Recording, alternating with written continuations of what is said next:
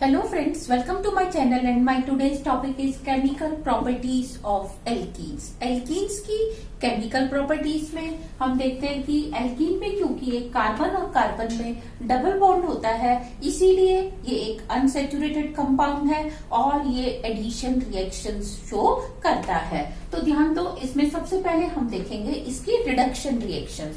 Reduction reactions में हम carbon double bond carbon के ऊपर हाइड्रोजन का एडिशन करेंगे और हमें अल्टीमेटली जो प्रोडक्ट है वो एल्केन मिलने वाला है। नेक्स्ट हम देखेंगे ऑक्सीडेशन, ये इसकी फर्स्ट कैटेगरी ऑफ रिएक्शन है। सेकेंड कैटेगरी में हम देखेंगे इसकी oxidation reaction. Oxidation as name implies की एडिशन ऑफ ऑक्सीजन, तो किसी न किसी फॉर्म में इस कंपाउंड के ऊपर एक या दो या तीन या उससे ज्यादा ऑक्सीजन अगर ऐड होती हैं तो उस रिएक्शन को हम कहते हैं ऑक्सीडेशन। तो यहाँ हम ऑक्सीडेशन को डिटेल में पढ़ने वाले हैं, जिसमें आप देखेंगे या तो कार्बन डबल बॉन्ड कार्बन पे दो हाइड्रोक्सिल ग्रुप ऐड होंगे, या एक हाइड्रोजन और एक OH ग्रुप ऐड होगा, या दोनों कार्बन एल्डिहाइड में कन्वर्ट होंगे, या दोनों कार्बन एसिड में कन्वर्ट होंगे, या इसी टाइप की कोई और रिएक्शन होगी जिसमें कि कार्बन के ऊपर कम से कम एक ऑक्सीजन का एडिशन जरूर होगा। ऐसी रिएक्शंस को हम कहते हैं ऑक्सीडेशन रिएक्शंस। तो इनको हम पूरे डिटेल में पढ़ने वाले हैं। इसके अलावा जो इसकी रिएक्शंस होती हैं वो होती हैं इलेक्ट्रोफिलिक एडिशन रिएक्शंस, क्योंकि कार्बन डबल बॉन्ड कार्बन में एक आपके पास पेयर ऑफ इलेक्ट्रॉन है जो कि लूजली बॉन्डेड है। Because of this electron density electrophile can attack on it और it can get attracted. Electrophile जब इसके ऊपर आता है तो हम क्या देखते हैं कि कोई भी ऐसा मॉलिक्यूल जिसमें एक हाइड्रोजन प्लस है और कोई ग्रुप है, जैसे Cl या OH या Cn या Br या OR माइनस, जैसे HOH की रिएक्शन करा दो, HCN की करा दो, HCl, HBr, HOR, H2SO4 या आप HOCl एक प्लस एक माइनस की रिएक्शन करा दो, तो उसमें हम क्या देखते हैं, इलेक्ट्रोफाइल इसके ऊपर पहले अटैक करता है, इससे अट्रैक्ट होकर इसके पास आता है, फिर इलेक्ट्रोमेरिक शिफ्टिंग कराता है, खुद जुड़ जाता है, बाद में न्यूक्लियोफाइल इसके ऊपर जुड़ता है। तो इस तरह की रिएक्शंस को हम बहुत डिटेल में पढ़ने वाले हैं। साथ में हम देखेंगे इलेक्ट्रोफिलिक एडिशन रिएक्शन में जब दोनों ग्रुप एक जैसे होंगे, यानी कि Cl2 का अटैक, ब्रोमीन वाटर का अटैक, जब दो Br एक जैसे इसके ऊपर ऐड होंगे, वो भी कौन सी कैटेगरी होती है, इलेक्ट्रोफिलिक एडिशन रिएक्शन की कैटेगरी होती है। नेक्स्ट हम देखते हैं फ्री रेडिकल एडिशन रिएक्शन, कि जब ये कार्बन डबल बॉन्ड कार्बन के ऊपर हम पेरोक्साइड की प्रेजेंस में रिएक्शन कराते हैं। यहाँ हम पेरोक्साइड नहीं लेते, इसीलिए रिएक्शन मार्कोनिकॉफ प्रिंसिपल से होती है, लेकिन जब हम वही रिएक्शन पेरोक्साइड की प्रेजेंस में कराते हैं तो हम क्या देखते हैं, रिएक्शन एंटी मार्कोनिकॉफ प्रिंसिपल यानी कि खराश इफेक्ट के साथ होती है। तो इसको हम बोलते हैं फ्री रेडिकल एडिशन रिएक्शन। यहाँ पहले फ्री रेडिकल बनता है, उसके ऊपर क्या होता है, एक और फ्री रेडिकल अटैक करता है। इस तरीके से हम इसका फुल मैकेनिज्म देखने वाले हैं। लास्ट में हम क्या देखते हैं, पॉलीमराइजेशन रिएक्शन, क्योंकि इसमें डबल बॉन्ड है तो ये अपने ही जैसे किसी दूसरे मॉलिक्यूल के साथ फिर वो किसी तीसरे मॉलिक्यूल के साथ ऐड होकर n मॉलिक्यूल्स इसके जुड़ के एक मैक्रो मॉलिक्यूल बना सकते हैं, जिसे हम क्या कहते हैं, पॉलीमर। तो इसकी हम पॉलीमराइजेशन रिएक्शंस की भी स्टडी करने वाले हैं। और एक इसका लास्ट कैटेगरी ऑफ रिएक्शन होती है, वो होती है डिफरेंशिएशन रिएक्शन, यानी कि आप इसको डिफरेंशिएट या डिस्टिंग्विश करोगे, किससे, एल्केन से भी और एल्काइन से भी, क्योंकि इसमें एक पाई बॉन्ड है तो ये एल्केन से डिफरेंट है, और एल्काइन में दो पाई बॉन्ड होते हैं, ये उनसे भी क्या है, डिफरेंट है। तो हम इसको डिस्टिंग्विश करेंगे, जिसे हम डिस्टिंग्विश टेस्ट का नाम भी बोलते हैं। तो हम इसकी अल्टीमेटली 6 टाइप ऑफ रिएक्शंस पढ़ने वाले हैं। ये जो फर्स्ट 2 कैटेगरी की रिएक्शंस हैं, इनको हम इसी लेक्चर में डिस्कस करेंगे, जबकि ये रेस्ट 4 टाइप की जो रिएक्शंस हैं, इन्हें हम नेक्स्ट लेक्चर में डिस्कस करेंगे। First chemical property is hydrogenation, means addition of hydrogen, or we can call it reduction. Reduction में हम देखते हैं, हमने एल्कीन ली, इसकी रिएक्शन हाइड्रोजन से कराई और हमने फाइनली पाउडर्ड मीन्स बहुत ही फाइन पाउडर्ड फॉर्म में प्लेटिनम, पैलेडियम या रेने निकिल को लिया और टेम्परेचर 300 to 400 डिग्री सेंटीग्रेड और प्रेशर भी हम हाई प्रेशर रखते हैं, तो हम क्या देखते हैं, इसका ये एक पाई बॉन्ड ब्रेक हो जाता है, दोनों कार्बन पे एक हाइड्रोजन आ जाती है और आपको मिलती है इथेन। साथ में हीट बाहर इवॉल्व होती है और ये रिएक्शन एक एक्सोथर्मिक रिएक्शन है। कैसे कि यहाँ आप देख रहे हैं एक पाई बॉन्ड ब्रेक हो रहा है और अगर आप ध्यान से देखें तो हाइड्रोजन और हाइड्रोजन का एक सिग्मा बॉन्ड ब्रेक हो रहा है। तो एक पाई बॉन्ड ब्रेक हो रहा है और एक सिग्मा बॉन्ड ब्रेक हो रहा है, जिसके लिए you have to supply energy. लेकिन यहाँ इस कार्बन और हाइड्रोजन में, इस कार्बन और हाइड्रोजन में एक एक सिग्मा बॉन्ड, यानी कि अल्टीमेटली दो न्यू सिग्मा बॉन्ड का फॉर्मेशन हो रहा है। तो दो न्यू सिग्मा बॉन्ड के फॉर्मेशन के से जो हीट इवॉल्व होती है वो ज्यादा होती है और जो यहाँ हमें सप्लाई करनी पड़ती है वो कम होती है। तो अल्टीमेटली हीट इवॉल्व होती है, उसे हम कहते हैं हीट ऑफ हाइड्रोजिनेशन। और ये heat of hydrogenation he deciding factor होती है कि कोई भी एल्कीन कितनी स्टेबल या अनस्टेबल है। ये जितनी ज्यादा रिलीज होगी, इसका मतलब ये एल्कीन उतनी कम स्टेबल थी, और वो जितनी कम होगी ये उतनी ही ज्यादा स्टेबल होगी। तो you can say stability of alkene is directly proportional to 1 upon heat of hydrogenation. तो stability of alkane is proportional to 1 upon heat of hydrogenation. और ये जो हीट ऑफ हाइड्रोजिनेशन है ये एल्कीन के स्ट्रक्चर पे डिपेंड करती है। कैसे कि इसके ऊपर नंबर ऑफ सब्स्टिट्यूएंट्स कितने हैं।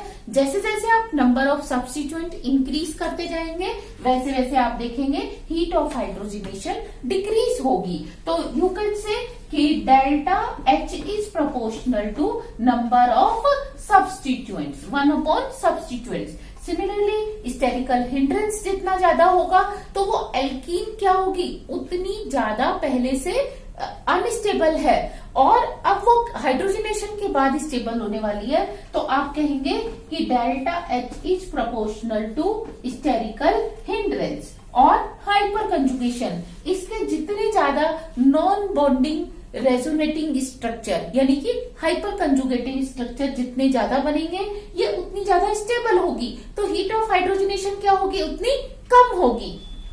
तो आप कह सकते हैं delta H is proportional to 1 upon non bonding resonating conjugative structure या हाइपर कंजुगेटिव स्ट्रक्चर। और लास्ट में हम देखते हैं अगर ये एक पाई बॉन्ड है तो हीट ऑफ हाइड्रोजिनेशन ज्यादा है, और अगर एक से ज्यादा पाई बॉन्ड अल्टरनेट है, 1 double bond, 1 single bond, 1 double then single, इस तरह से कंजुगेटिव डबल बॉन्ड है। और जितना ज्यादा डबल बॉन्ड्स होंगे एल्कीन उतनी स्टेबल होगी, हीट ऑफ हाइड्रोजिनेशन उतनी कम होगी। तो हम क्या कह सकते हैं यहाँ पे कि delta H is proportional to 1 upon conjugation, यानी कि जितना ज्यादा कंजुगेशन होगा डेल्टा H उतनी ही कम होगी। तो ये था इसके लिए हीट ऑफ हाइड्रोजिनेशन के लिए। अभी मैं आपको इसका मैकेनिज्म और कुछ values of heat of hydrogenation की बताने वाली हूँ। Now we see mechanism of hydrogenation. Mechanism of hydrogenation में हमने या तो निकिल या पैलेडियम या प्लेटिनम का फाइनली डिवाइडेड पाउडर ले लिया। ये मैंने एक बहुत छोटे पार्टिकल को बड़ा करके आपको दिखाया है। इसके ऊपर जब हाइड्रोजन गैस एड्सॉर्ब होती है तो आप ये देखते हो कि ये हाइड्रोजन इसके साथ इस तरीके से एड्सॉर्ब होती है। एक्चुअली आपको ध्यान देना है कि ये जो निकिल, पैलेडियम या प्लेटिनम एलिमेंट्स हैं, इनके पास क्या होता है, partly filled and partly vacant D orbitals होते हैं। यानी कि इनके पास कुछ डी ऑर्बिटल्स ऐसे होते हैं जो कि फिल्ड हैं और कुछ ऐसे होते हैं जो वैकेंट होते हैं। तो they can make bond with Lewis acid as well as Lewis base. अगर लुईस एसिड आएगा इसके पास तो उसको इलेक्ट्रॉन चाहिए तो ये अपने फील्ड ऑर्बिटल से इलेक्ट्रॉन दे देगा, और अगर लुईस बेस आएगा वो इलेक्ट्रॉन देने की टेंडेंसी रखता है तो ये उससे अपने वैकेंट ऑर्बिटल में इलेक्ट्रॉन लेकर टेम्परेरी बॉन्ड बना लेता है। तो ये देखिए इसके पास दोनों तरह के ऑर्बिटल्स हैं, तो जैसे ही हाइड्रोजन आएगा ये इससे क्या करेगा, एक टेम्परेरी बॉन्ड बना लेगा। और इस टेम्परेरी बॉन्ड में पहले ये बीच वाले बॉन्ड के इलेक्ट्रॉन इसके पास शिफ्ट हुए और अब क्या होगा कि ये बॉन्ड वीक हो जाएगा और दोनों हाइड्रोजन इसके साथ बॉन्ड बना लेंगे। और इसके नेक्स्ट स्टेप में इसके ऊपर इथीन या एल्कीन का मॉलिक्यूल एड्सॉर्ब होता है। वो कैसे कि अब इसने इसके साथ भी इसके जो फील्ड, ये तो डबल बॉन्ड वाला है लेकिन इसके पास एक एंटी बॉन्डिंग ऑर्बिटल भी है, तो ये अपने इलेक्ट्रॉन इसको देकर इससे क्या करता है, एक टेम्परेरी बॉन्ड बना लेता है। तो अब इसकी सरफेस के ऊपर रिएक्टेंट्स की कंसंट्रेशन ज्यादा हो जाती है। एक तो ऐसे एक आपने कंटेनर लिया, उसमें हाइड्रोजन और इथीन गैस को फिल कर दिया, तो वो इस तरह से रैंडमली घूमते रहे। और एक अगर आपने उनको सबस्ट्रेट दे दिया एड्सॉर्ब होने के लिए, तो अब ये इस सबस्ट्रेट के ऊपर क्या होते हैं, कैटलिस्ट के ऊपर एड्सॉर्ब होते हैं और यहाँ पे यूनिट वॉल्यूम में कंसंट्रेशन ऑफ रिएक्टेंट जो है इंक्रीज हो जाती है। तो अब ये दोनों आपस में रिएक्शन करते हैं कैसे कि जो हाइड्रोजन है वो इससे बॉन्ड ब्रेक करके इस कार्बन के साथ बॉन्ड बना लेता है। तो ये देखो इसने इस कार्बन के साथ बॉन्ड बना लिया और इसका ये बॉन्ड ब्रेक हो गया बीच वाला, और इस कार्बन ने इसके साथ बॉन्ड बना लिया। तो अभी एक हाइड्रोजन अभी भी इसके पास है। नेक्स्ट स्टेप में ये हाइड्रोजन इस कार्बन और कैटलिस्ट के बीच में इंसर्ट हो जाता है। तो जैसे ही यहाँ इंसर्शन रिएक्शन होती है तो क्या होगा, अब इसका बॉन्ड इससे ब्रेक हो जाएगा और ये हाइड्रोजन इससे जुड़ जाएगा। तो आपको देखो दोनों कार्बन पर एक एक हाइड्रोजन जुड़ा हुआ दिखाई दे रहा है और ये आपको फ्रेश कैटलिस्ट दोबारा मिल जाता है। ये कैटलिस्ट दोबारा हाइड्रोजन को एड्सॉर्ब करता है और इसी तरीके से फिर इथीन से रिएक्शन करता है और इंसर्शन रिएक्शन से हाइड्रोजन कार्बन और कैटलिस्ट के बॉन्ड में इंसर्ट होती जाती है और आपको बार बार एल्कीन से क्या मिलता जाता है, प्रोडक्ट एल्केन मिलता जाता है। So this was the mechanism of reduction या हाइड्रोजिनेशन रिएक्शन। अब हम देखते हैं स्टेबिलिटी ऑफ एल्कीन और उसके हीट ऑफ हाइड्रोजिनेशन में क्या रिलेशन है। ये देखो स्टेबिलिटी ऑफ एल्कीन और हीट ऑफ हाइड्रोजिनेशन। आप यहाँ ध्यान दो, ये डबल बॉन्ड है कार्बन कार्बन में, इसका नॉन बॉन्डिंग रेजोनेटिंग स्ट्रक्चर कोई भी नहीं है, इसके नॉन बॉन्डिंग रेजोनेटिंग स्ट्रक्चर की वैल्यू है 0। तो जब आप इसका हाइड्रोजिनेशन करोगे तो क्योंकि इसको ऑलरेडी स्टेबलाइज्ड करने वाला कोई भी फैक्टर नहीं है, ना तो हाइपर कंजुगेशन है यानी कि नॉन बॉन्डिंग रेजोनेटिंग स्ट्रक्चर्स नहीं है, ना ही कंजुगेशन है, ना ही कोई सब्स्टिट्यूएंट है, तो ये सबसे ज्यादा अनस्टेबल होती है। और जब आप इसको हाइड्रोजन से जोड़ते हो यानी कि इसका हाइड्रोजिनेशन करते हो तो ये एल्केन बनाती है और इतनी हीट मीन्स इन दोनों के बीच के गैप के बराबर हीट निकलती है and that is equal to -137 kilo joule per mole. और जब एक पाई बॉन्ड के ऊपर हाइड्रोजन ऐड होती है तो नॉर्मल टेम्परेचर प्रेशर पे आप देखेंगे 22.4 लीटर्स ऑफ हाइड्रोजन पर मोल पाई बॉन्ड पे कंज्यूम होते हैं। अब देखो यहाँ पे भी नंबर ऑफ पाई बॉन्ड कितना है, एक ही है, 3 मिथाइल 1 ब्यूटीन। लेकिन इसमें इस साइड इसके नेक्स्ट कार्बन पे एक हाइड्रोजन है तो ये इसका एक क्या है, नॉन बॉन्डिंग रेजोनेटिंग स्ट्रक्चर में या हाइपर कंजुगेशन में पार्टिसिपेट करेगा। तो ये इसको थोड़ा सा पहले से ही स्टेबल कर देता है, मीन्स हाइड्रोजन आके इसके ऊपर जुड़े ये पहले से ही इसको यहां से यहां इतना डाउन ले आता है। तो इतनी एनर्जी तो पहले से ही रिलीज हो चुकी है, मीन्स ये स्टेबल हो चुका है। अब जब आप इसमें हाइड्रोजन जोड़ेंगे तो ये यहां से लेके यहां तक की एनर्जी को रिलीज करेगा। तो आप देखते हैं इसकी वैल्यू कितनी है, -125 किलो जूल पर मोल।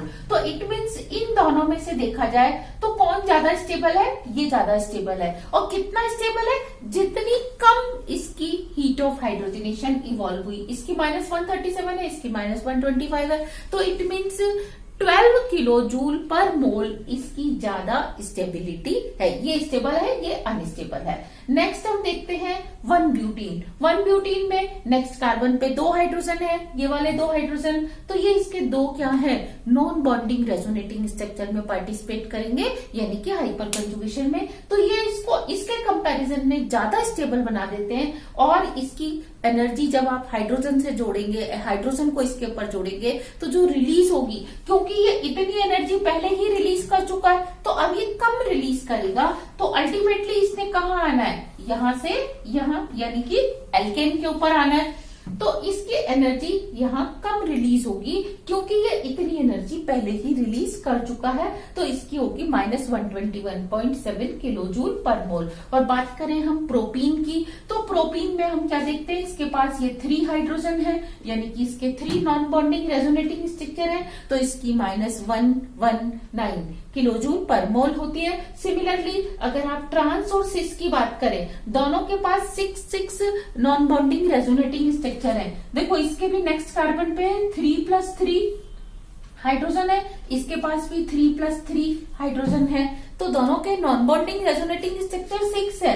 लेकिन क्योंकि ये सिस है, इसमें ऑलरेडी क्या है, हिंड्रेंस है, और हिंड्रेंस होने के कारण इसकी एनर्जी ज्यादा है, और ट्रांस क्या है, पहले से ही कम है। तो अब जब इसमें हाइड्रोजन जुड़ेगी तो ये कम अमाउंट में रिलीज हो करेगा, और यहां से जब ये आएगा तो ये हायर स्टेट से नीचे आ रहा है, नीचे आने के बाद तो दोनों की एनर्जी क्या है, इक्वल है, तो इसीलिए इसकी हीट ऑफ हाइड्रोजनेशन होती है -118, जबकि इसकी होती है -115, 115 किलो जूल पर मोल। और अगर हम बात करें 2-मिथाइल 2-ब्यूटीन की, तो 2-मिथाइल 2-ब्यूटीन में 9 रेजोनेटिंग स्ट्रक्चर है, 3+3+3, तो ये और भी ज्यादा स्टेबल है, मतलब यहां से यहां तक तो ये पहले ही एनर्जी रिलीज कर चुका with the help of hyperconjugation. तो अब ये यहां से यहां इतनी सी ही एनर्जी रिलीज करेगा, that is 112 kilo joule per mole. और लास्ट में हम देखते हैं 2,3-डाइमिथाइल 2-ब्यूटीन, जिसके की रेजोनेटिंग स्ट्रक्चर 12 है। देखो 3+3+3+3 12 रेजोनेटिंग स्ट्रक्चर होने से, नॉन बॉन्डिंग रेजोनेटिंग स्ट्रक्चर होने से ये क्या है, बहुत ज्यादा स्टेबल है। तो अब जब इसमें हाइड्रोजन जुड़ेगी तो ये और स्टेबिलिटी लेगा, लेकिन गैप कितना फिल करेगा, थोड़ा सा ही, क्योंकि ये इतना गैप पहले ही कवर कर चुका, तो अब इसको केवल इतनी सी हीट बाहर निकलेगी, and that is equal to 102 kilo joule per mole. तो अगर हम इनकी स्टेबिलिटी की बात करें तो हम क्या देखते हैं, इथीन इज मोस्ट अनस्टेबल। अगर हम सारी एल्कीन्स की बात करें तो इथीन सबसे ज्यादा अनस्टेबल है, तो इसकी हीट ऑफ हाइड्रोजनेशन ज्यादा होगी। देखो यहां से यहां तक का गैप बाहर निकलेगा एनर्जी का। फिर three methyl one butene, then propene, then cis two butene, and then trans two butene. Trans two butene के इक्वलेंट ही एनर्जी होती है किसकी, 2-मिथाइल प्रोपीन की। देखो ये स्ट्रक्चर होता है 2-मिथाइल प्रोपीन का, जिसको आप आइसोब्यूटिलीन भी कहते हो। तो इसके रेजोनेटिंग स्ट्रक्चर भी कितने हैं, 6 हैं, तो इसकी एनर्जी भी बिल्कुल इसके बराबर ही निकलती है, स्टेबिलिटी भी इसके बराबर ही होती है। तो 2-मिथाइल 2-ब्यूटीन, देन लास्ट में सबसे स्टेबल कौन होता है, 2,3-डाइमिथाइल 2-ब्यूटीन। तो ये हमने एक्सप्लेन किया स्टेबिलिटी ऑफ एल्कीन को with the help of hyper conjugation और हाइड्रोजनेशन, हीट ऑफ हाइड्रोजनेशन की हेल्प से। और अगर हम इसी में कंजुगेशन की बात करें तो हम क्या देखते हैं, as you increase the number of conjugated bond, pi bond, देखो इसमें कार्बन डबल बॉन्ड कार्बन है, और अगर आप इसकी बात करें कार्बन डबल बॉन्ड के बाद सिंगल और फिर ये डबल, तो यहाँ पे हीट ऑफ हाइड्रोजनेशन कम निकलेगी। हालांकि अगर आपने जो कैलकुलेट करनी है वो पर पाई बॉन्ड काउंट करनी है। इसमें अगर आपको 137 है तो यहाँ इमेजिन कर रहे हैं 137 इंटू 2 होना चाहिए, लेकिन वो उससे कम आती है।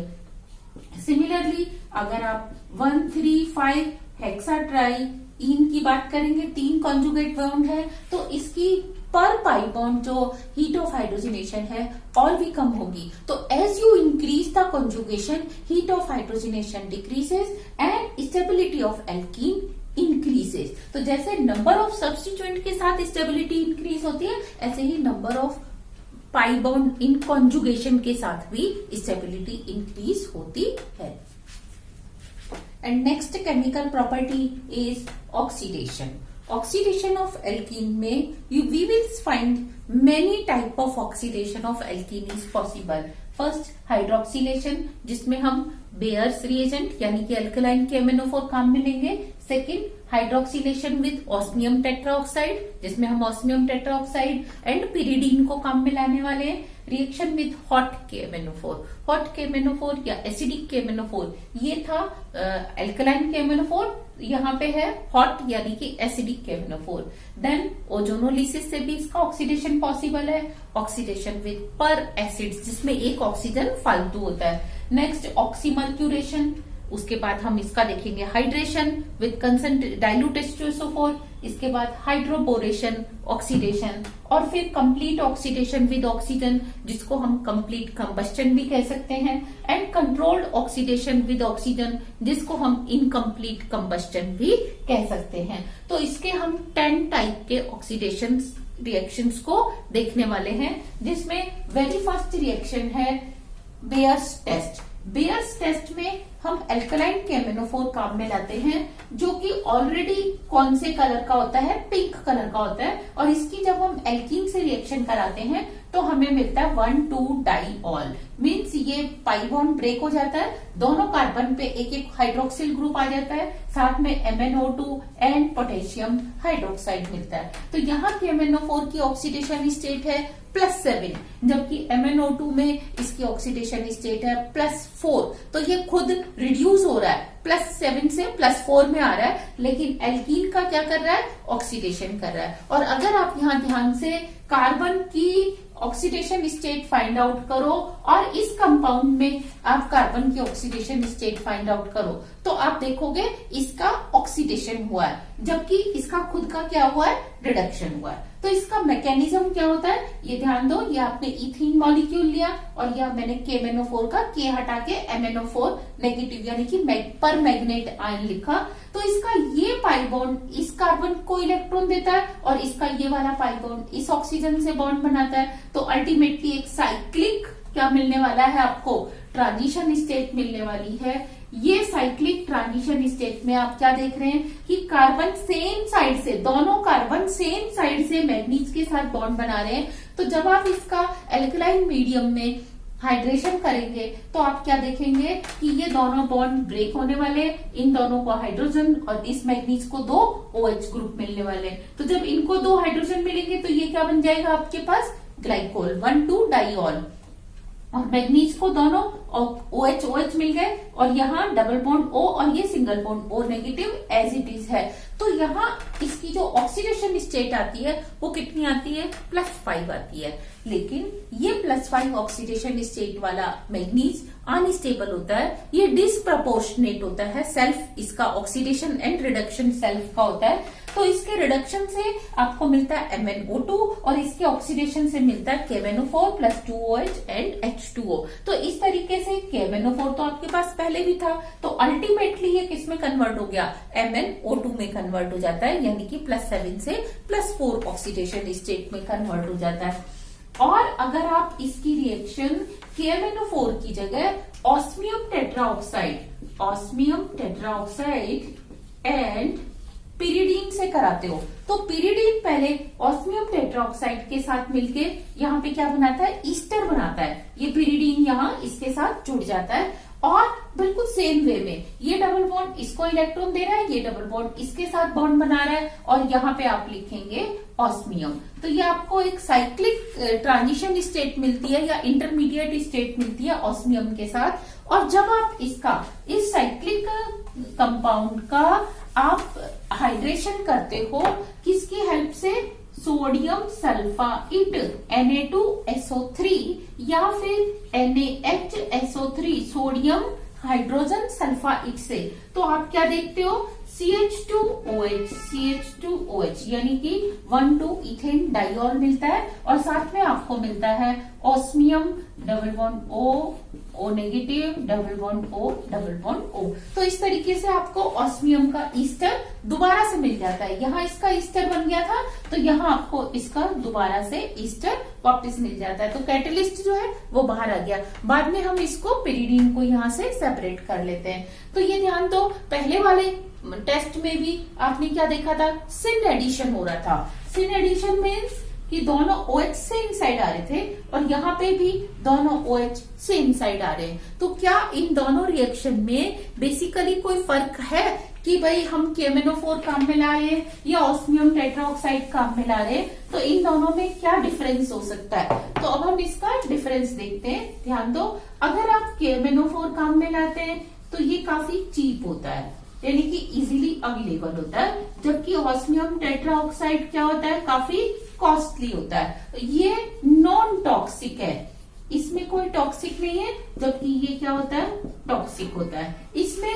यू नीड नॉट पिरिडीन, जबकि इसमें यू नीड पिरिडीन। फिर इसमें सिन एडिशन होता है, इसमें भी क्या होता है, सिन एडिशन होता है। इसमें यू नीड सोडियम सल्फाइड और बाइसल्फाइड, इसमें you need not sodium sulphide और बाइसल्फाइड। तो इस तरीके से हम क्या देखते हैं, दोनों ही रिएक्शन को आप कंपेयर कर सकते हो, लेकिन इसमें जो मेजर फर्क है वो क्या है, यहाँ पे आपको 1,2-डाइऑल के साथ साथ अदर साइड प्रोडक्ट्स भी मिलते हैं, क्योंकि KMnO4 बना था अपना लास्ट में, तो वो जो KMnO4 है वो बने हुए 1,2-डाइऑल का फर्दर ऑक्सीडेशन कर देता है। तो यहाँ आपको मैनी साइड प्रोडक्ट्स मिलते हैं, और वो जो मैनी साइड प्रोडक्ट्स हैं वो 1,2-डाइऑल की यील्ड को कम कर देते हैं, यानी कि जितनी यील्ड आपको ग्लाइकॉल की मिलनी चाहिए थी उतनी नहीं मिलती। जबकि यहाँ पे नो साइड प्रोडक्ट, कोई साइड प्रोडक्ट नहीं है, क्योंकि जो ऑस्मियम टेट्राऑक्साइड आया वो अल्टीमेटली कोई ऑक्सीडाइजिंग एजेंट नहीं है कि अल्कोहल का यानी कि 1,2-डाइऑल का फर्दर ऑक्सीडेशन कर दे। और इसके अंदर यील्ड क्या आती है, आपको बहुत ज्यादा मिलती है, क्योंकि साइड प्रोडक्ट नहीं है तो यहाँ पे आपको यील्ड ज्यादा मिलती है। तो हम उस लैब में जनरली जहां स्टूडेंट्स को सिर्फ सिखाना होता है तो हम KMnO4 काम में लाते हैं, लेकिन जहां हमें मैन्युफैक्चरिंग लैब में इसकी यील्ड के ऊपर फोकस करना होता है तो वहां हम ऑस्मियम टेट्राऑक्साइड को एज ए कैटलिस्ट काम में लाते हैं। तो ये था इन दोनों रिएक्शन का डिफरेंस।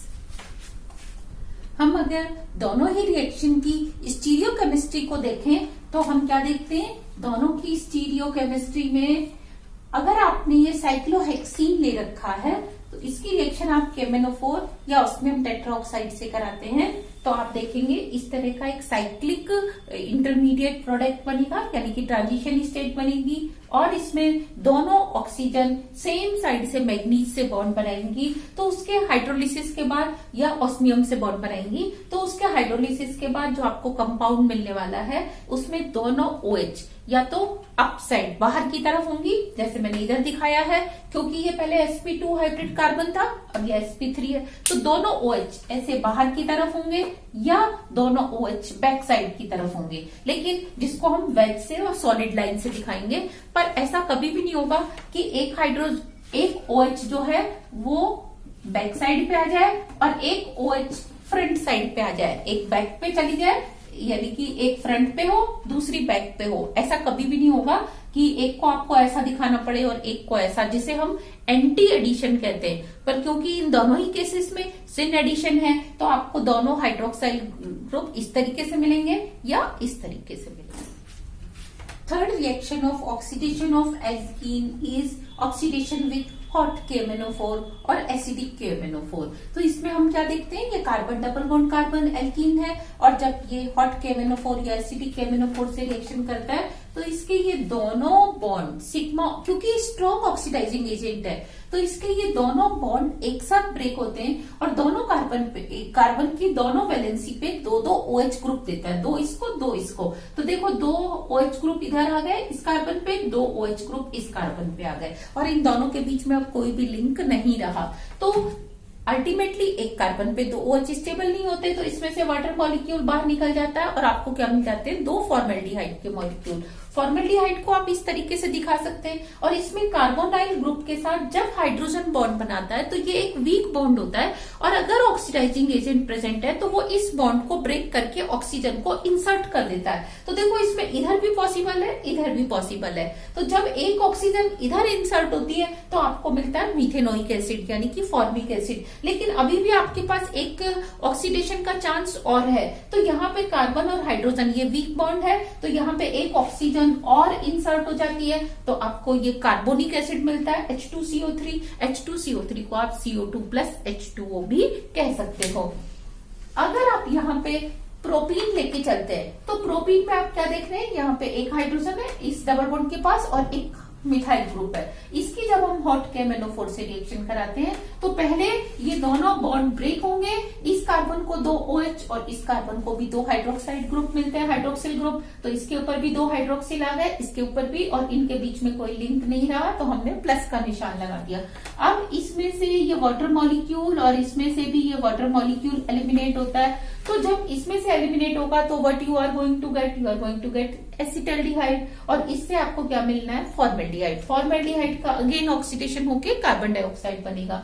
जबकि एसिटल्डिहाइड में आप क्या देख रहे हैं, कार्बोनाइल ग्रुप के साथ एक साइड कार्बन से बॉन्ड बना हुआ है, नेक्स्ट साइड हाइड्रोजन से बॉन्ड बना हुआ है। तो कार्बन कार्बन वाला बॉन्ड स्ट्रॉन्ग बॉन्ड होता है, उसका ऑक्सीडेशन नहीं हो सकता, और ये जो कार्बन और हाइड्रोजन वाला बॉन्ड है ये वीक बॉन्ड होता है। तो इसमें फर्दर एक पॉसिबिलिटी और है कि ऑक्सीजन इंसर्ट हो जाए और आपको मिल जाता है एसिटिक एसिड, इथेनोइक एसिड। लेकिन अगर हम इसके दोनों साइड एक एक मिथाइल ग्रुप लेके चले तो देखो इस तरीके से बॉन्ड ब्रेक होगा, 2 OH ग्रुप इधर आएंगे, 2 OH ग्रुप इधर आएंगे, और आपको मिल जाएंगे 2 इस तरह से मॉलिक्यूल। और इसमें से जब आप वाटर मॉलिक्यूल निकालेंगे तो आपको मिलेंगे 2 एसिटल्डिहाइड यानी कि इथेनॉल के मॉलिक्यूल्स। और इसमें इस साइड ऑक्सीडेशन पॉसिबल नहीं है, लेकिन इस बॉन्ड पे ऑक्सीडेशन पॉसिबल है, तो आपको क्या मिल जाएगा, यहाँ पे 2 molecules of acetic acid. Next अगर आप इस कार्बन पे 2 मिथाइल ग्रुप ले लेते हैं और इसके ऊपर दोनों हाइड्रोजन है, तो पहले इसके ये दोनों बॉन्ड ब्रेक होंगे, तो इसके ऊपर 2 OH ग्रुप आ जाएंगे और इसके ऊपर भी 2 OH ग्रुप आ जाएंगे। अब इसमें से एक वाटर मॉलिक्यूल और इधर से भी एक वाटर मॉलिक्यूल एलिमिनेट होगा, तो यहाँ देखो आपको क्या मिलने वाला है, CH3C double bond O CH3 यानी कि कीटोन, और यहाँ पे मिलेगा formaldehyde. Formaldehyde again can get 2 time oxidized और आपको दे सकता है carbon dioxide and water molecule. जबकि ये कार्बोनाइल ग्रुप को आप ध्यान दो, इसके दोनों साइड क्या है, कार्बन है, तो इसका एक भी बार फर्दर ऑक्सीडेशन पॉसिबल नहीं है, ketone will remain as it is ketone. और अगर आप दोनों कार्बन में क्या करें, 2 मिथाइल ग्रुप ले लें, तो आपको यहाँ 2 इस तरीके से मॉलिक्यूल मिलेंगे, और इनमें से जब वाटर मॉलिक्यूल एलिमिनेट होगा तो you are going to get 2 ketones, और 2 कीटोन मॉलिक्यूल में से किसी का भी फर्दर ऑक्सीडेशन नहीं होगा। अब आप यहाँ ध्यान दें, इन सारे कंपाउंड्स में मैंने एक डबल बॉन्ड लिया था, लेकिन अगर मैं कम्युलेटिव या कंजुगेटेड डबल बॉन्ड लेके चलती हूँ तो मुझे क्या प्रोडक्ट मिलने वाले हैं। यहाँ ध्यान दो, मैंने लिया CH2 double bond CH double bond CH2, ये कंजुगेटेड डबल बॉन्ड वाला कंपाउंड है। तो देखो अल्टीमेटली यहाँ पे 2 OH आएंगे, इन दोनों के पास भी 2 OH आएंगे, ये बदल जाएगा फॉर्मेल्डिहाइड में, ये भी फॉर्मेल्डिहाइड में, और दोनों फॉर्मेल्डिहाइड मिलके क्या बना देंगे, आगे फर्दर ऑक्सीडाइज होके कार्बन डाइऑक्साइड प्लस H2O। लेकिन यहाँ पे एक एल्डिहाइड ग्रुप आएगा, यहाँ पे एक एल्डिहाइड ग्रुप आएगा, तो you are going to get glyoxal. क्या मिलने वाला है आपको, ग्लाइऑक्सल, और साथ में 2 मॉलिक्यूल CO2 प्लस वाटर। अच्छा, अब इसमें देखो ये कार्बोनाइल के साथ एक हाइड्रोजन, ये कार्बोनाइल के साथ एक हाइड्रोजन है, इसका फर्दर ऑक्सीडेशन हो सकता है, यहाँ पे O इंसर्ट हो जाएगा, यहाँ पे भी हो जाएगा, तो it will get converted into oxalic acid अगर इसका फर्दर ऑक्सीडेशन हम देखते हैं तो। और अगर आप कम्युलेटिव डबल बॉन्ड ले लेते हैं इस तरीके से, यानी कि दोनों एक ही डबल बॉन्ड सेम कार्बन से है, इस वाले से ये वाला भी है और ये भी है, तो देखो इधर भी 2 OH आएंगे, इधर से भी 2 OH आएंगे। जब इसके पास 2 OH ग्रुप आएंगे, ये CH2 है, तो ये किस में कन्वर्ट होने वाला है, CH2 डबल बॉन्ड O में, और ये किस में कन्वर्ट होने वाला है, CH2 डबल बॉन्ड O में। लेकिन व्हाट अबाउट दिस कार्बन, इसको 2 OH इधर से मिलेंगे, 2 OH इधर से मिलेंगे, तो जब एक कार्बन पे 4 OH ग्रुप्स आएंगे तो उसमें से कितने वाटर मॉलिक्यूल्स हम एलिमिनेट कर सकते हैं, हम 2 वाटर मॉलिक्यूल्स को एलिमिनेट कर सकते हैं। So what will be the product, COO means CO2। तो आपका जो प्रोडक्ट है सेंटर कार्बन, वो किस में कन्वर्ट हो जाएगा, CO2 में, और ये दोनों कार्बन किस में कन्वर्ट हो जाएंगे, अगेन पहले मिथेनोइक एसिड फिर CO2 में। तो ये था oxidation of alkene with hot KMnO4 या acidic KMnO4। Fourth oxidation reaction of alkene में हम देखते हैं ऑक्सीडेशन विद पर एसिड्स। पर एसिड्स में हम ले सकते हैं पर बेंजोइक एसिड, ये बेंजोइक एसिड होता है बेंजीन प्लस COOH, लेकिन यहाँ COOH ना होकर COO OOH है, एक ऑक्सीजन और है, इसी को हम इसे पर एसिड बोलते हैं। या आप मेटा क्लोरो पर बेंजोइक एसिड ले सकते हैं, यानी कि इसकी मेटा पोजीशन पे आप क्लोरीन भी ले सकते हैं। इसके साथ आप ले सकते हैं ट्राईफ्लोरो एसिटिक एसिड, पर एसिटिक एसिड। ये ट्राईफ्लोरो और एसिटिक एसिड होता तो एक O होता, लेकिन पर एसिड है तो एक ऑक्सीजन और होगा। और इसमें हम सॉल्वेंट काम में लाते हैं, इनर्ट सॉल्वेंट, या तो क्लोरोफॉर्म या फिर कार्बन टेट्रा क्लोराइड। तो इसमें देखो ये आपने इथीन मॉलिक्यूल लिया, इसकी जब हम पर बेंजोइक एसिड से रिएक्शन कराते हैं तो ये एक ऑक्सीजन दोनों कार्बन के साथ बॉन्ड बना के इपॉक्साइड बनाता है, जो कि एक साइक्लिक एक ट्रांजिशन कंपाउंड है, इंटरमीडिएट कंपाउंड है। इसके ऊपर अब क्या होता है, water as a nucleophile attack करता है। ये आप एसिडिक मीडियम में देख रहे हो, तो एसिडिक मीडियम में पहले ये ऑक्सीजन हाइड्रोजन के साथ बॉन्ड बना के OH बना देगा और इसके ऊपर पॉजिटिव चार्ज होगा।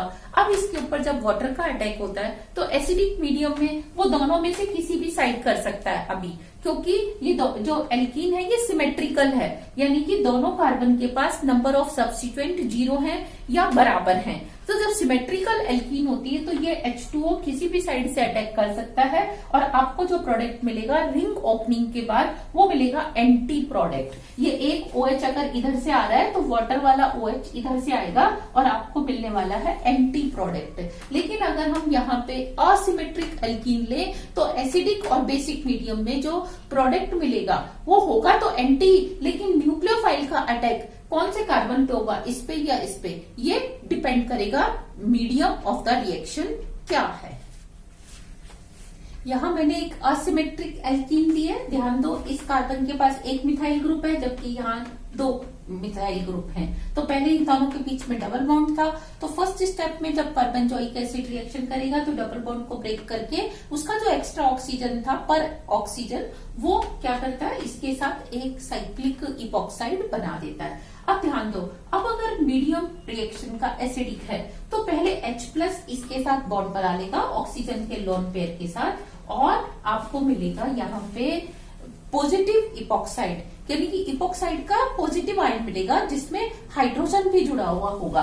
अब इसके ऊपर जब आप अटैक करेंगे न्यूक्लियोफाइल का NaOCH3 का, तो वो अटैक करेगा मोर सब्स्टिट्यूटेड कार्बन पे। तो जो वो इस कार्बन पे अटैक करेगा तो ये वाला OH इस कार्बन पे आ जाएगा। तो आप देखो ये वाला OH इधर आ गया और उसने ऊपर से अटैक किया तो यहाँ आपको मिला OH। तो यहाँ एंटी एडिशन तो हुआ लेकिन न्यूक्लियोफाइल का अटैक उस कार्बन पे हुआ जो कि मोर सब्स्टिट्यूटेड था।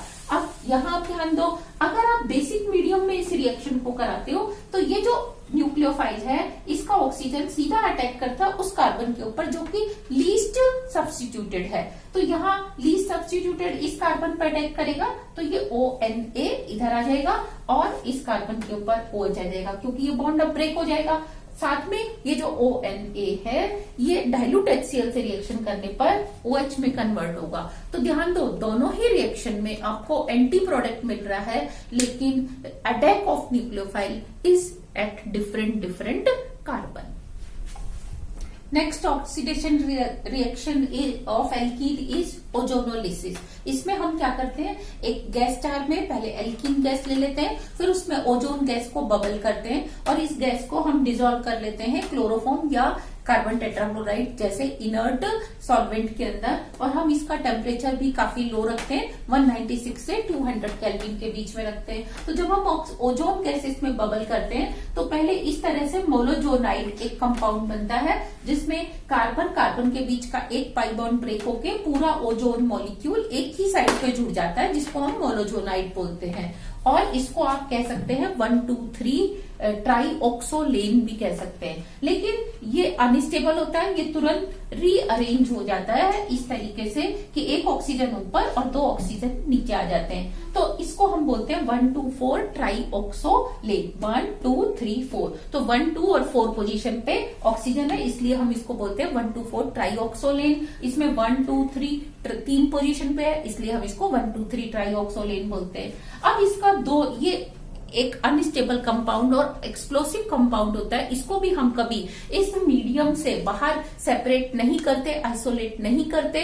हम क्या करते हैं, इसी में इसका क्लीवेज आगे कैरी आउट करते हैं। तो इसका दो तरीके से क्लीवेज पॉसिबल है, एक रिडक्टिव और एक ऑक्सीडेटिव। पहले हम ऑक्सीडेटिव देख रहे हैं, जिसमें हम इसकी वाटर से रिएक्शन कराते हैं। वाटर से रिएक्शन कराने पर एक तो ये ऑक्सीजन बाहर निकल जाती है और एक ये वाला बॉन्ड ब्रेक हो जाता है। जब ये वाला बॉन्ड ब्रेक होता है, एक इसका ये बॉन्ड ब्रेक हुआ तो कार्बन का एक ये बॉन्ड फ्री हुआ, ऑक्सीजन का ये बॉन्ड फ्री हुआ, दोनों आपस में जुड़ गए तो आपको मिल गया फॉर्मल्डिहाइड। सिमिलरली इस कार्बन का ये बॉन्ड फ्री हुआ, इस ऑक्सीजन का फ्री हुआ, आपको एक और मॉलिक्यूल मिल गया फॉर्मल्डिहाइड। लेकिन क्योंकि ये ऑक्सीजन फ्री है, आपने इसको कहीं काम में नहीं लिया, तो ये ऑक्सीजन फर्दर इसका ऑक्सीडेशन कर देता है। आप जानते हो फॉर्मल्डिहाइड के ऑक्सीडेशन से अभी हमने पढ़ा फॉर्मिक एसिड बनता है और उसके फर्दर ऑक्सीडेशन से क्या बनता है, कार्बन डाइऑक्साइड। तो यहाँ आपको दोनों मॉलिक्यूल के ऑक्सीडेशन से क्या मिलने वाले हैं, 2 मॉलिक्यूल्स ऑफ एसिड। लेकिन रिडक्टिव ऑक्सीडेशन में हम क्या करते हैं, जिंक साथ में लेके चलते हैं। तो जिंक क्या करता है, इस ऑक्सीजन से रिएक्शन करके जिंक ऑक्साइड बाहर निकाल देता है, ये जिंक ऑक्साइड बाहर आ जाता है। तो अब केवल वाटर ही इसके ऊपर रिएक्शन करता है, तो यहाँ पे क्या होगा, ये वाला बॉन्ड ब्रेक होगा, तो ये इसके साथ बॉन्ड बनाएगा, ये इसके साथ बॉन्ड बनाएगा और आपको 2 मॉलिक्यूल्स ऑफ फॉर्मल्डिहाइड बनेंगे। और इस फॉर्मल्डिहाइड का फर्दर ऑक्सीडेशन पॉसिबल नहीं है, क्योंकि आपने ऑक्सीजन को पहले ही एब्स्ट्रैक्ट कर लिया, बाहर निकाल लिया। अब यहाँ देखो, अगर आप इसकी जगह प्रोपीन लेके चलते तो क्या होता, ध्यान दो, मैं इसी में आपको बहुत सारी रिएक्शन कराने वाली हूँ। अगर आपने यहाँ पे एक मिथाइल ग्रुप ले लिया तो सेम रिएक्शन रहेगी, सिर्फ इस हाइड्रोजन की जगह क्या आएगा, एक मिथाइल ग्रुप आएगा। तो इसमें भी क्या होगा, यहाँ पे एक हाइड्रोजन की जगह एक मिथाइल ग्रुप आएगा। और जब इसका फर्दर ऑक्सीडेशन क्लीवेज कराएंगे तो एक मॉलिक्यूल में, ये तो फॉर्मल्डिहाइड रहेगा, लेकिन किसी एक में क्या होगा, यहाँ CH3 और ऐसे ही इसमें यहाँ पे क्या रहेगा, CH3। तो एक आपको एसिटल्डिहाइड और एक आपको फॉर्मल्डिहाइड मिलेगा। और जब यहाँ पे इसका फर्दर ऑक्सीडेशन होगा तो एक मॉलिक्यूल फॉर्मिक एसिड का रहेगा और एक मॉलिक्यूल रहेगा एसिटिक एसिड का। अब ये आपने समझ लिया कि सिर्फ चेंज क्या किया, हमने एक हाइड्रोजन की जगह एक मिथाइल ग्रुप लगाया। लेकिन अगर मैं दूसरे कार्बन पर भी एक हाइड्रोजन की जगह एक मिथाइल ग्रुप लगाऊं तो क्या होने वाला है, सेम रिएक्शन रहने वाली है, सिर्फ दूसरे कार्बन पर भी एक हाइड्रोजन की जगह आपको एक मिथाइल ग्रुप लगाना है।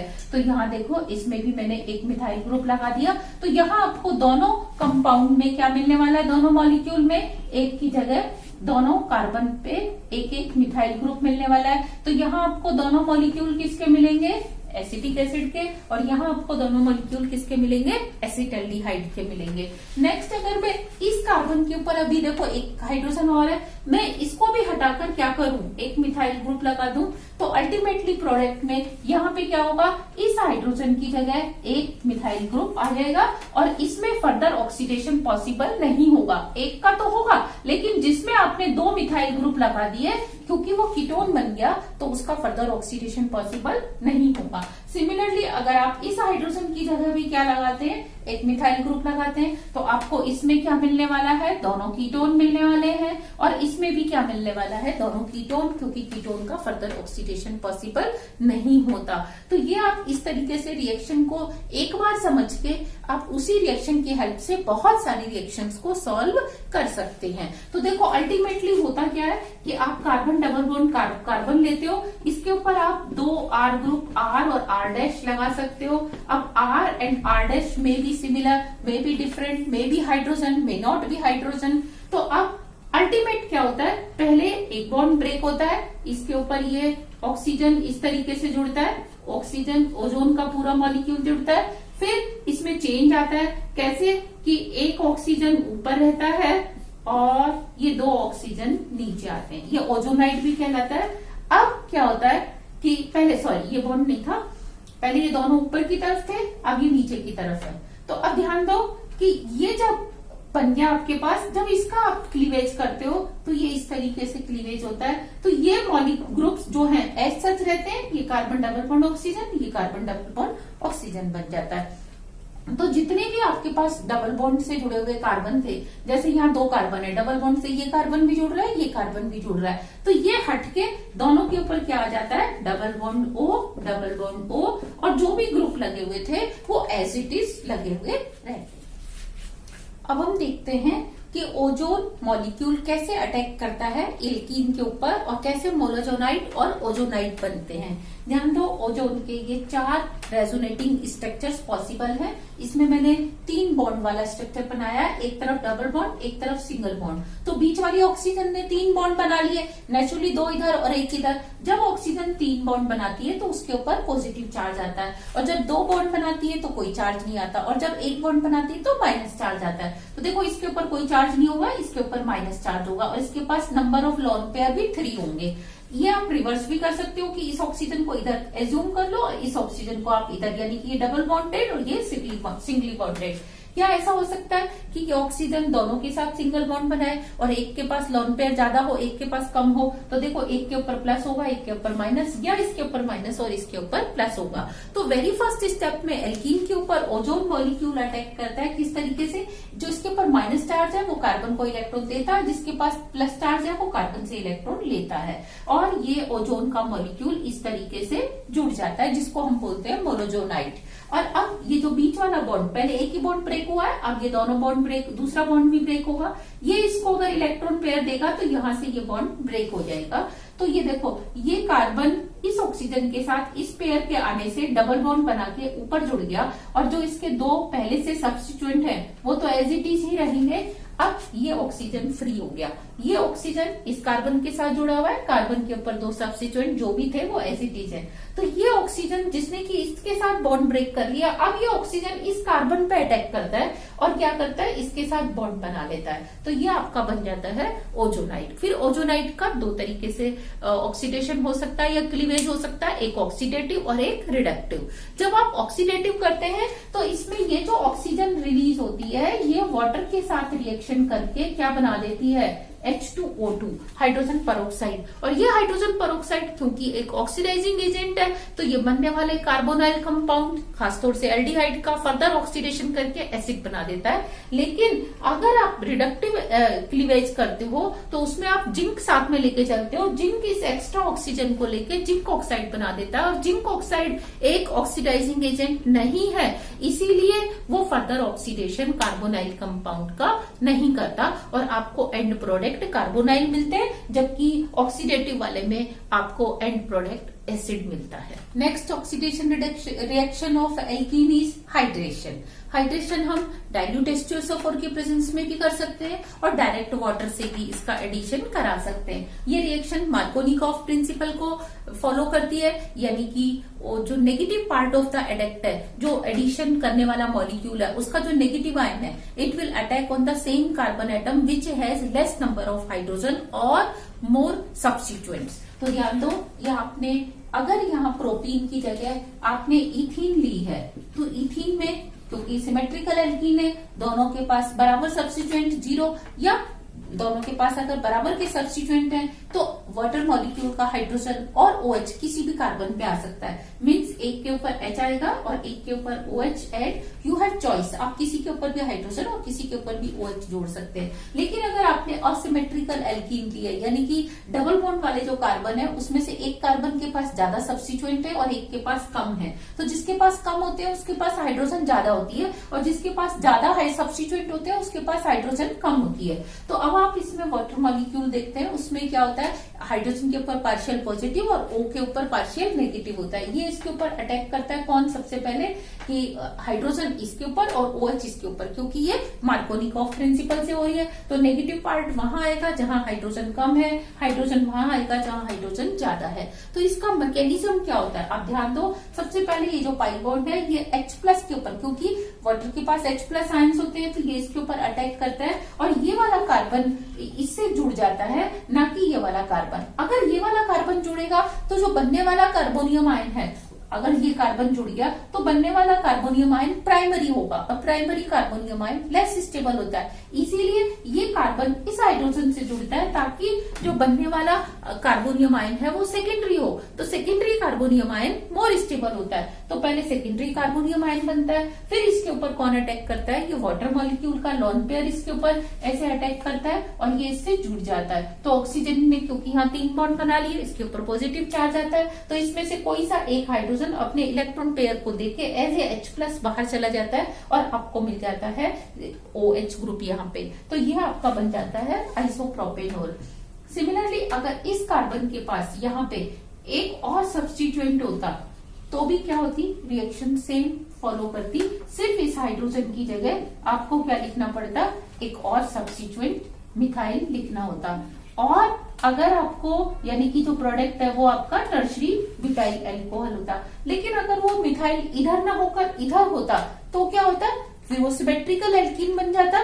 फिर आपके पास चॉइस थी, यानी कि आप किसी के ऊपर भी हाइड्रोजन और किसी के ऊपर भी क्या जोड़ सकते हो, OH ग्रुप जोड़ सकते हो। तो आपके पास चॉइस है यहाँ पे एडिशन करने की। लेकिन अगर एसिमेट्रिकल है तो हमेशा स्टेबल कार्बोनियम आयन बनेगा और OH ग्रुप उसी कार्बोनियम आयन के ऊपर जाकर अटैक करेगा या जुड़ेगा।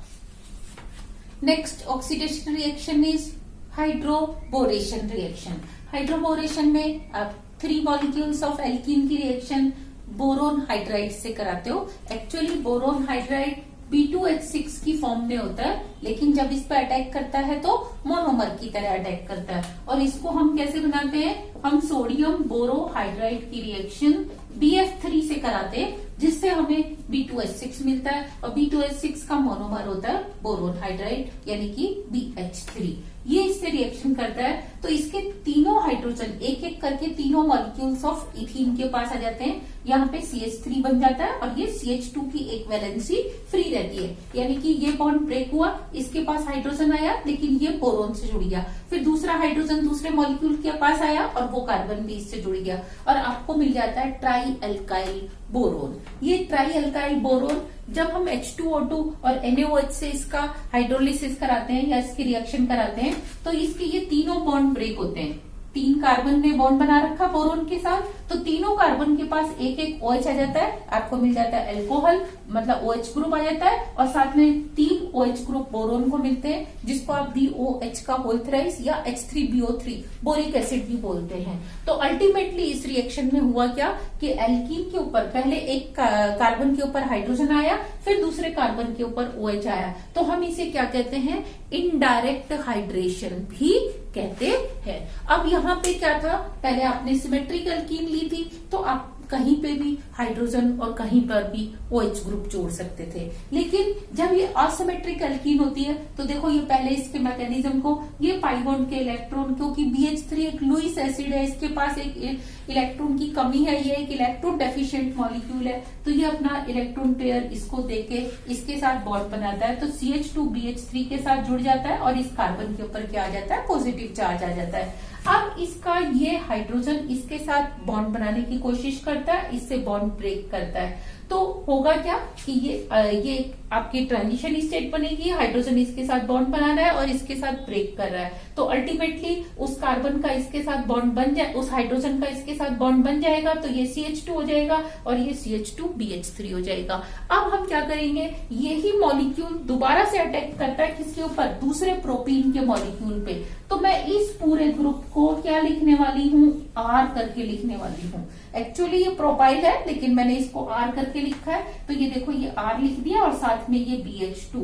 तो अब जब ये दूसरे मॉलिक्यूल ऑफ प्रोपीन पे अटैक करेगा, फिर ये डबल बॉन्ड इसके ऊपर आएगा, ये हाइड्रोजन इससे बॉन्ड बनाएगा और एक ये कार्बन इस बोरोन से बॉन्ड बनाएगा और अल्टीमेटली आपको क्या मिल जाएगा, B के साथ एक R और एक H तो पहले से ही है, R और H तो जुड़ा हुआ ही है, एक H ने इसके साथ बॉन्ड बना लिया, तो आपको ये एक प्रोपाइल और इसके साथ जुड़ जाएगा और आप देखेंगे कि इस प्रोपाइल को भी आप क्या नाम दे सकते हैं, R दे सकते हैं। तो अल्टीमेटली आपको क्या मिल जाएगा, Br2, ये भी R ये भी R और एक H, Br2H मिलेगा। तो इसको मैंने Br2H लिख दिया। अब ये जो Br2H बना यानी कि डाई एल्काइल बोरेन बना, ये दोबारा से प्रोपीन के ऊपर अटैक करता है और अब क्या बन जाएगा, जब ये प्रोपीन के ऊपर अटैक करेगा तो ये एक प्रोपाइल ग्रुप और Br2, क्योंकि जो हाइड्रोजन था वो इधर आ गया। तो अब आप इसको फिर अगर R से डिनोट करते हो तो आपको क्या मिल जाएगा, ट्राई एल्काइल बोरोन मिल जाएगा। फिर हम इसका देखेंगे आगे कैसे हम हाइड्रोलिसिस करते हैं H2O2 NaOH के साथ। ये हमने ट्राई एल्काइल बोरोन यानी कि ट्राई प्रोपाइल बोरोन लिया। इसका जब हम H2O2 और NaOH की प्रेजेंस में हाइड्रोलिसिस करते हैं तो देखिए ये बॉन्ड ब्रेक होगा, एक OH इधर और एक OH इसको मिलेगा। फिर ये वाला बॉन्ड ब्रेक होगा, एक OH इसको मिलेगा। फिर ये बॉन्ड ब्रेक होगा, ऐसे बॉन्ड ब्रेक होने पर दोनों को एक एक OH मिलेगा, क्योंकि H2O2 के पास क्या है, 2 OH ग्रुप है और एल्कलाइन मीडियम में ये इसी तरह से ब्रेक होता है। तो आपको क्या मिलता है, CH3 CH2 CH2OH, CH3 CH2 CH2OH, एक प्रोपाइल अल्कोहल और एक OH इधर। फिर ये दूसरा प्रोपाइल अल्कोहल, एक OH इधर और ये तीसरा। तो आपको ultimately 3 molecules of propyl alcohol plus BOH का होल थ्राइस मिलता है, जिसको आप लिख सकते हो बोरिक एसिड H3BO3 की तरह से। सिमिलरली अगर आप प्रोपाइल की जगह ब्यूटाइल या कोई और ग्रुप लेके चलते हैं तो भी आप देखेंगे रिएक्शन प्रोडक्ट इस तरह से होगा, जिसमें एंटी मार्कोनिकॉफ एडिशन होगा। अब देखो अगर आप CH3CH डबल बॉन्ड CH2 पर आप सिंपल हाइड्रेशन करते हैं, जो अभी हमने पिछली रिएक्शन पढ़ी है, तो उसमें हाइड्रोजन इधर और OH इधर आता है। लेकिन जब आप हाइड्रोबोरेशन करते हैं तो आप क्या देखते हैं, हाइड्रोजन इधर और OH इधर आता है, मींस एंटी मार्कोनिकॉफ एडिशन होता है। तो जहां आपको टर्मिनल पोजीशन पे OH चाहिए वहां आप हाइड्रोबोरेशन की रिएक्शन करा सकते हैं, और जहां आपको टर्मिनल पोजीशन पे OH नहीं चाहिए वहां आप सिंपल हाइड्रेशन रिएक्शन से प्रोसीड कर सकते हैं। और अगर हम इस रिएक्शन की स्टीरियोकेमिस्ट्री की बात करें तो हम क्या देखते हैं, ये एक साइक्लोएल्कीन है जिसमें फ्री रोटेशन पॉसिबल नहीं है। आपने BH3 की रिएक्शन कराई तो सेम साइड पे जहां हाइड्रोजन जुड़ता है उसी साइड पे कौन जुड़ता है, BH2 यानी कि बोरोन जुड़ता है, क्योंकि पहले ये साइक्लिक प्रोडक्ट बनता है, आप जानते हो इस तरीके से H और ये H, फिर ये H इसके साथ बॉन्ड बनाता है, तो इसीलिए वो सेम साइड पे जुड़ता है। तो जब ये सेम साइड पे जुड़ता है तो इसका फर्दर जब आप H2O2 और NaOH से हाइड्रोलिसिस करते हो तो आप क्या देखते हो, OH और H सेम साइड पर ही जुड़ते हैं। तो हम इसको इस तरीके से दिखाते हैं, दोनों ऊपर की तरफ या दोनों नीचे की तरफ हाइड्रोजन दिखाते हैं, यानी कि दोनों को डार्क लाइन से दिखाते हैं या फिर हम दोनों को इस तरीके से वेज से दिखाते हैं। तो इसको हम सिन एडिशन बोलते हैं, यानी कि हाइड्रोजन और OH डबल बॉन्ड के सेम साइड पर जुड़ रहे। And now here is oxymercuration, deoxymercuration, oxidation. इसमें ऑक्सीडेशन के दौरान पहले मरकरी और ऑक्सीजन जुड़ेगी एल्कीन से, इस स्टेप को हम बोलेंगे ऑक्सीमर्क्यूरेशन। सेकेंड स्टेप में वो ऑक्सीजन और मरकरी बाहर निकलेगा तो इसको हम बोलते हैं डीऑक्सीमर्क्यूरेशन। तो ध्यान दो, ये आपने प्रोपीन मॉलिक्यूल लिया, इसके ऊपर जब आप मरकरी एसीटेट की रिएक्शन कराते हो टेट्राहाइड्रोफ्यूरेन सॉल्वेंट और वाटर के साथ, तो आप क्या देखते हो कि इस सेंट्रल कार्बन पर according to Markovnikov principle addition होता है, यहाँ पे OH आता है और इस कार्बन के ऊपर HgOAc, इसको CH3O को हम एसिटाइल ग्रुप भी OAc बोल रहे हैं, तो हम बोलेंगे एसिटाइल ग्रुप। ये O और ये इतने को हम लिख सकते हैं AC ग्रुप। तो पहले ये बनता है, इस रिएक्शन को हम बोलते हैं ऑक्सीमर्क्यूरेशन, क्योंकि यहाँ एक ऑक्सीजन भी ऐड हो गई और मरकरी भी डायरेक्ट इससे जुड़ गया। साथ में जब ये रिएक्शन होती है तो देखो OH तो इधर जुड़ गया, लेकिन CH3COO को H मिल गया, जो इसके साथ एक और CH3COO था उसको एक हाइड्रोजन मिल गया, तो एक एसिटिक एसिड यहाँ बाहर निकल जाता है। अब ये जो रिएक्शन हुई इसमें डीऑक्सीमर्क्यूरेशन होता है, उसका वो कैसे होता है, आप सोडियम बोरोहाइड्राइड की अल्कलाइन मीडियम में रिएक्शन कराते हो तो सोडियम मिल जाता है इस एसीटेट को, तो ये बन जाता है CH3COONA, और BH4 में से एक हाइड्रोजन मिल जाता है इसको, तो ये बन जाता है CH3 और मरकरी एज सच बाहर निकल जाता है। तो इसका मैकेनिज्म हम कैसे स्टडी कर सकते हैं कि ये आपने प्रोपीन लिया, प्रोपीन जब इससे मरकरी एसीटेट से रिएक्शन करता है तो पहले इसका CH3COO और मरकरी इससे दोनों कार्बन के साथ एक साथ बॉन्ड बना लेता है और इसका एक CH3COOH बाहर चला जाता है। अब ये जो वाटर मॉलिक्यूल है ये इस सेंट्रल कार्बन के ऊपर अटैक करता है और आपको क्या देता है, हाइड्रोजन तो बाहर, जो हाइड्रोजन इसमें से गया है वो ही क्या करता है, CH3COO जो एक इसका बाहर निकला उसके साथ बाहर जाता है, तो बाकी बचा हुआ OH इसके साथ जुड़ जाता है और ये बन जाता है CH3CHOH और यहाँ पे ये मर्करी ग्रुप के थ्रू OAC जुड़ा हुआ है।